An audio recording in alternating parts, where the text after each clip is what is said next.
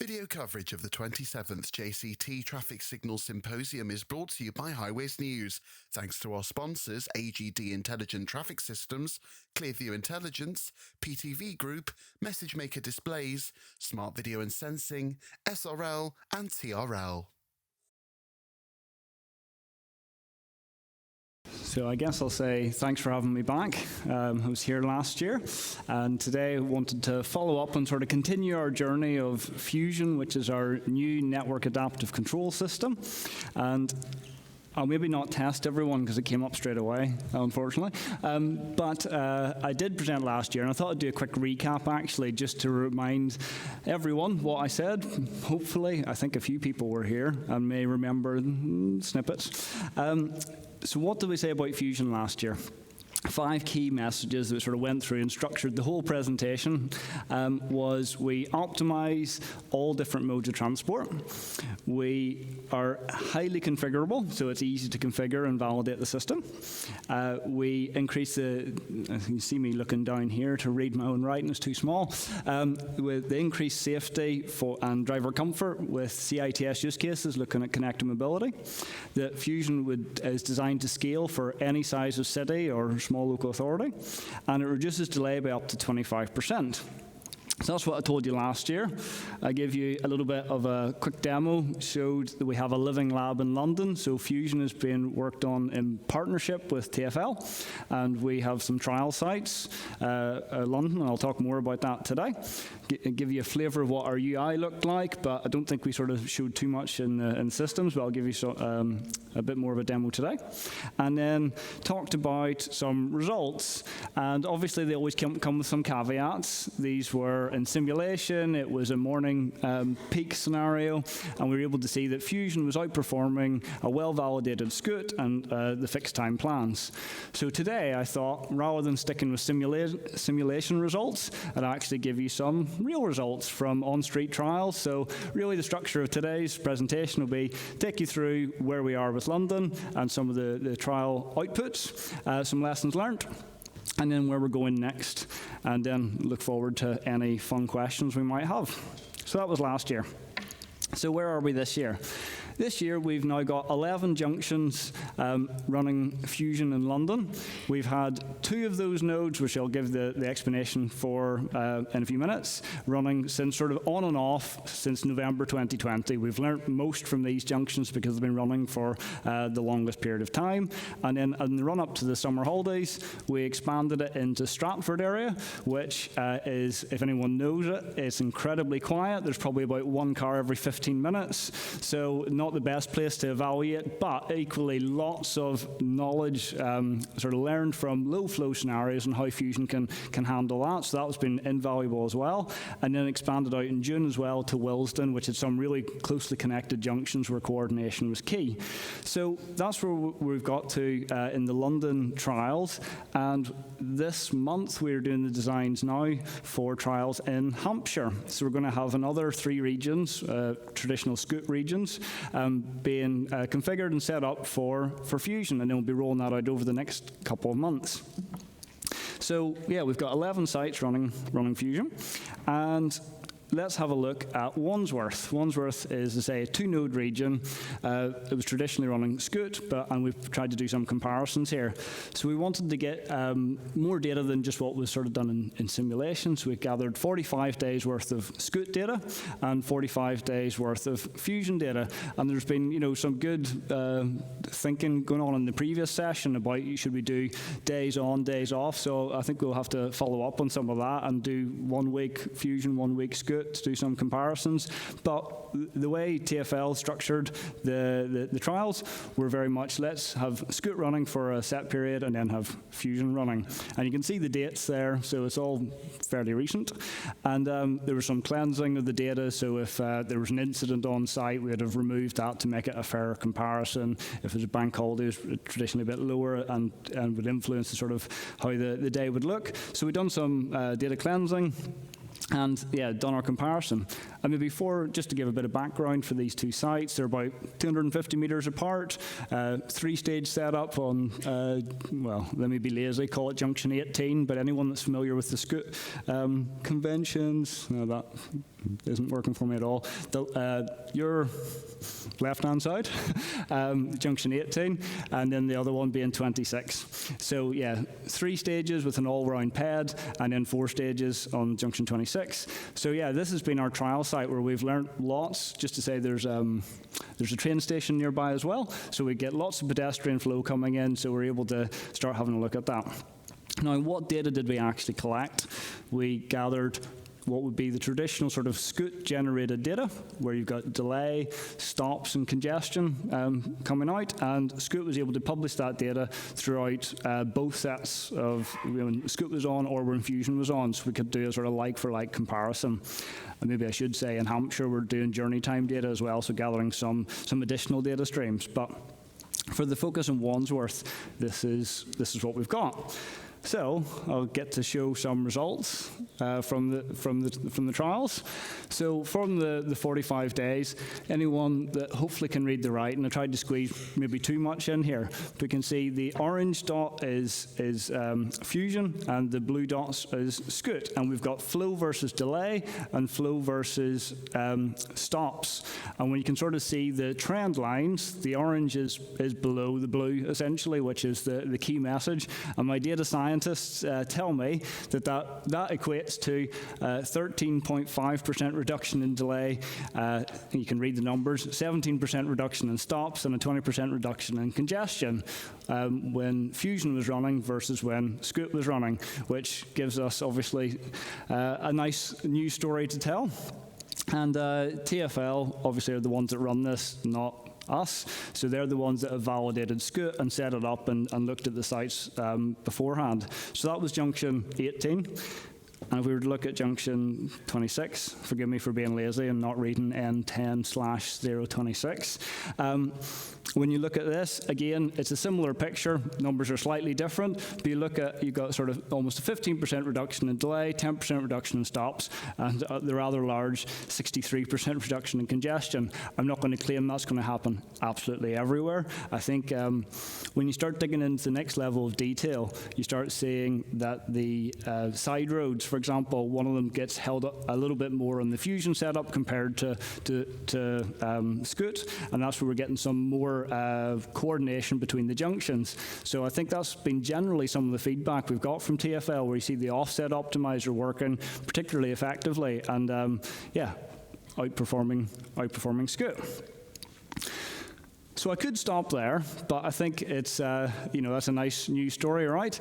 Wanted to share some good news from the Fusion trials, but let's not stop there. I think the guys at Viva City said, this is a cutting-edge research project, and that's really important to recognise. We've learned lots of lessons on the journey. It hasn't been plain sailing and everything's just worked, because I don't think anyone would believe me if I said it was all perfect and yeah, that's it.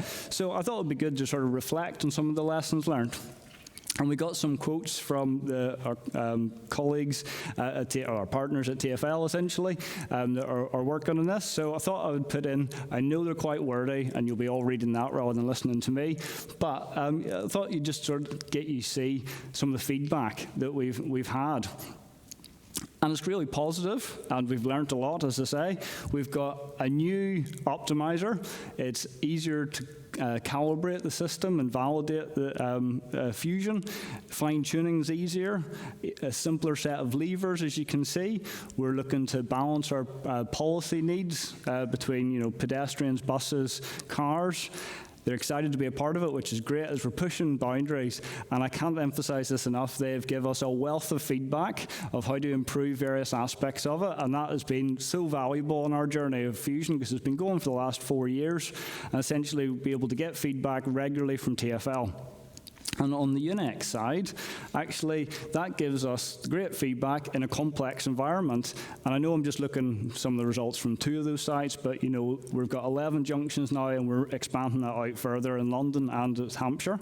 And it gives us more feedback, which again is what we need in a research project. And now, as this becomes a product that's ready to launch to the market, we're able to drop Fusion, do deployments every month roughly into the system, so getting the latest features and getting upgrades. So that's some of the value. Maybe some of the feedback that we've got.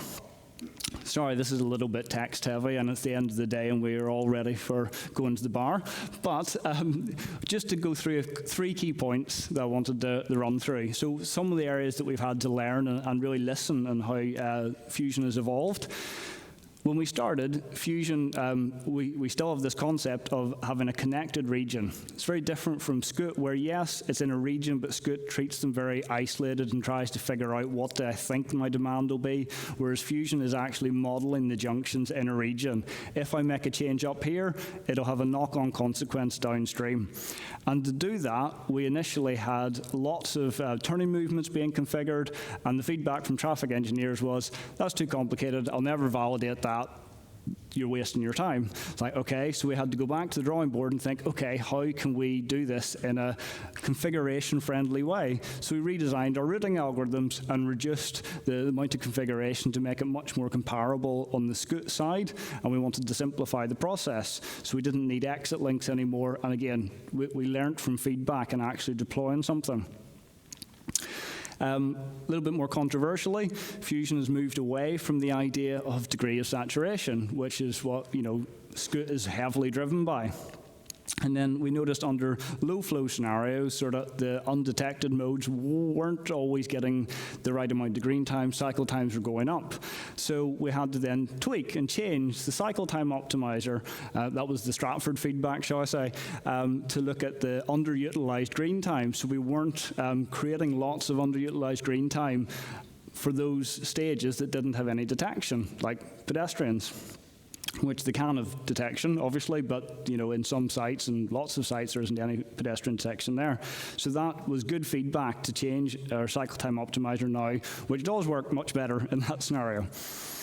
And maybe from a software engineering rather than traffic engineering point of view, actually we wanted seamless upgrades without any user impact. So long gone are the days, I think, where we give you a CD and say, here's a UTC and Scoot system. We want to do seamless upgrades. It's cloud hosted, and we want to, a user to not actually even see that an upgrade's happened other than there's some shiny new features is the ideal scenario. And again, using this living lab test environment, give us that chance. Deploy an upgrade. Oh, something didn't quite work. We needed to change how we do some of our development. Now we can do a live upgrade. And just, again, getting that sort of feedback from Living Lab has been invaluable. I showed you the UI at the start, and I thought maybe just as a sneak peek, you're very welcome to come and see me at the stand, and I can give you a proper demo of it. But again, this was how we started, got some feedback, and I'll just show you one bit, because obviously there's lots of UI screens that we can have. Let's see if the GIF actually runs. But this is how we're trying to visualize the links in Fusion. We want to be able to see the different modes. Maybe I should have recorded a better demo, actually. So we have different colors or different lengths if there's different modes coming in. So if a bus comes in, you'll see your position in the queue and you'll know when it's coming up. We actually can show things like the effective link green time, so you could watch this screen and see, okay, they're going to have a little bit more green time, a little bit more, and the queue's cleared, and you could validate that on street. So we're trying to, again, just use the same infrastructure. That was one of the key things I said last year. We're still using loops, we're still using bus detectors if it's like our TIG equivalent, and we're just trying to visualize it and make it easier for traffic engineers to do the configuration and validation of Fusion. And that's come from feedback, and I'm sure there'll be lots more feedback the more Fusion sites we get out there. I'm going to run out of time probably, so I'll go a little bit quicker with the last couple. With the Fusion roadmap, I think I had a similar picture up last year, and just wanted to give you a flavour of where we are with it now. So as I say, over the next month, we'll be deploying Fusion into Hampshire, and that will be setting up 3 more Scoot regions to have a trial outside of London, because I think that was some of the feedback we got last year of, okay, yeah, that's fine for London, but what about somewhere else? So we want to see it working in a different environment. And yet it has the features that you kind of expect for an adaptive control system. But it doesn't stop there. You know, we're making more improvements to Fusion. We've got a strong roadmap, and actually we're looking at how we do prioritization, how we help users move from Scoot in a more automated way. So running a tool to say, cool, there's your Scoot config. Now we've got some Fusion config. Want to make that process as easy as possible. As we look more towards connected vehicles, we've been doing work in that space to share things like signal phase and timing. And yeah, we've got a strong roadmap for the future. And maybe the last thing I'll show, which will sort of probably take me to 15 minutes, is sort of where is Fusion suitable, which maybe people might want to know, hopefully, in this audience. So we sort of look at sort of hosted or on-premise UTC systems. We're looking at sort of typical Scoot sites. That's where we've been doing our trials so far. When we go to Hampshire, we will see how it compares against Mova, or at least we'll have that option as well, which will be really good to be able to see that comparison. And in terms of inputs, it's not putting new kit out on the street. It's using the existing occupancy detectors that you have. So whether that be loops or magnetometers or radar or bike detection to give you that occupancy feed. If you're looking at RTIG, bringing in the bus priority information, or just traditional sort of bus detectors through like BD bits in the controller. Or if you're looking pedestrian push button, that's kind of where it is now. Obviously in the future we'll be moving towards, say, connected an autonomous vehicle, data being fed into the system with some projects in the pipeline for that. And some of the key features, I don't know how many of you are that familiar with things like multi-nodes and Scoot, but they're a bit of a pain to configure. If you want to see how Fusion does it, I encourage you to come to the stand and I'll try and show you how we can configure some fixed offsets. I like to think it's much easier, but I would welcome any feedback on that. If you want to see how our demand-dependent reallocation works, where we can, if the demand-dependent stage isn't needed, you can actually spread the green time to other stages in the plan. How we manage faulty detectors is what you'd expect to sort of be able to fall back to something more proportional to the current cycle times. Get live queue adjustments, so whether you're close to the stop line or if you're really quite upstream, then we're trying to build that live queue model like what I was showing in the GIF. And yeah, we have detailed sort of data collection, and you'll be able to see historical data in the Fusion UI, and we want to look to be able to publish that in the future. I think picking up on one of the presentations from earlier, that is absolutely really interesting to us of how we can get data out there into other systems and how we feed the future of UTMC, shall we say, or whatever that may be. And yeah, Fusion is integrated with UTC UX and Strategy Manager, so if you want to create some complicated strategies, then you'll be more than capable to do so. So I think that's my last slide, and sorry for overrunning slightly. Yeah, happy to take any questions, or please do come see me at the stand if you want to find out any more.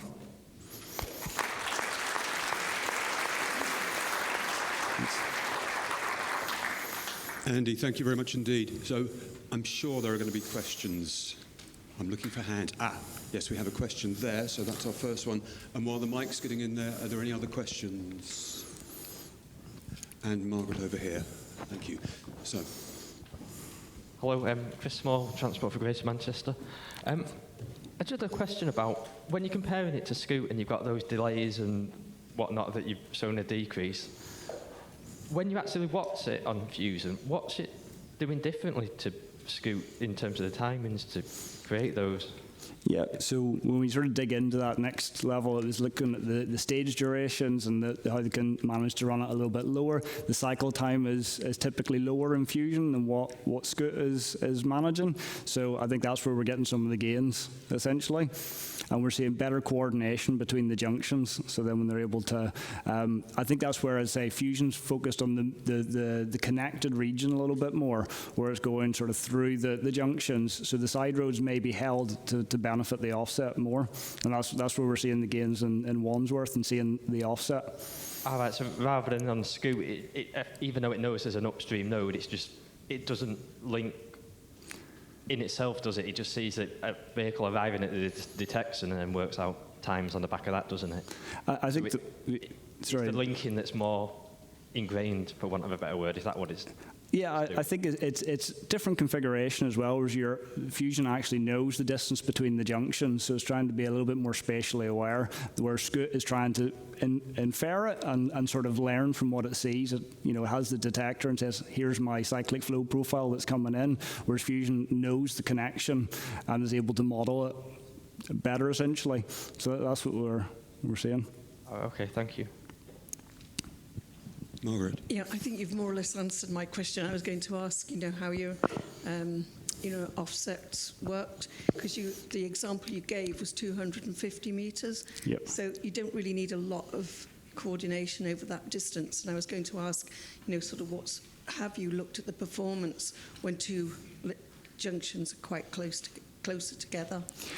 So that's why we rolled out to the Willesden region. I think there's a couple of sites very, very close by. So then we're gathering the data now to be able to analyse and see how that performs. So I think this is where it is our living lab that we're trying to learn as much as we can from and see the sort of how pelicans are interacting with the neighbouring junctions and what influence it has. But I don't have those results here today because I wanted to, try and show a longer than a couple of days worth or stuff like that. I wanted to show sort of a month and a half. Are there any other questions for Andy? No, in which case... Jackie. Oh, sorry, I've missed Jackie. Hi, Jackie Davis, Baines Council. I've validated loads and loads of junctions where I've got really good main road progression, and then I've had to completely undo it and give the offset to the side road because I can't get the side road traffic out. So your benefits as a result of having really good main road progression, there's bound to be loads of sites where that simply doesn't work. And how configurable is the system to identify those type of issues and then still work with what's needed? Yeah. So for the region that we're looking at, where we actually saw the big congestion drop, was Scoot was causing some issues on the side road, and we were seeing a lot of congestion happening there, where Fusion wasn't. That wasn't the case. So I like to think there's the potential Fusion can handle that sort of side road problem, as you say, when you get congestion. In terms of configuration, you're able to set different priority levels. So if you were validating and you thought the side road isn't getting enough green time, then you'll be able to influence the weighting a little bit more and say this is more important to me. Or if at a specific time of day, you might want to change it and say school traffic's coming out the side road, or an office is shutting. Then you could configure it to set up and say actually I need to do something different in this period, and that could be a strategy, for example. Or but the configuration's there. Thank you. Andy, I think this could be a really interesting session, and we could go on talking about it for quite a while, but time constrains us. So, Andy, if we can please thank Andy. Thank you.